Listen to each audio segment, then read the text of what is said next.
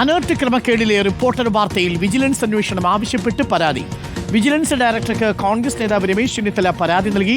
100 കോടി രൂപയുടെ ക്രമക്കേട് നടന്നുവെന്നും സിഇഒ നരേന്ദ്രനാഥ് വെല്ലൂരിയെ പ്രതി ചേർത്ത് കേസെടുക്കണമെന്നും പരാതിയിൽ ചൂണ്ടിക്കാണിക്കുന്നു. അനർട്ട് സിഇഒ ആയ നരേന്ദ്രനാഥ് വെല്ലൂരി IFSനെ ഒന്നാം പ്രതിയാക്കി കേസെടുക്കണം എന്നാവശ്യപ്പെട്ടാണ് മുൻ ആഭ്യന്തരമന്ത്രി കൂടിയായ കോൺഗ്രസ് നേതാവ് രമേശ് ചെന്നിത്തലയുടെ പരാതി. കർഷകർക്കുള്ള സൗജന്യ സോളാർ വൈദ്യുത പദ്ധതിയാണ് PM കുസും. ആകെ 240 കോടി രൂപയുടേതാണ് കേന്ദ്ര സംസ്ഥാന പദ്ധതി. ഇതിൽ കേന്ദ്രവിഹിതം കഴിച്ചാൽ ബാക്കിയുള്ള 170 കോടി രൂപയും നബാർഡിൽ നിന്ന് വായ്പയെടുക്കുകയാണ് ചെയ്യുന്നത്. കർഷകരുടെ പമ്പിനുള്ള വൈദ്യുതി സോളാർ ആക്കുന്നതാണിത്. കർഷകർക്ക് വിഹിതമില്ല. ഇതിനായാണ് ടെൻഡർ വിളിച്ചത്. ഈ ടെൻഡറിലാണ് സർവത്ര ക്രമക്കേടുള്ളത്.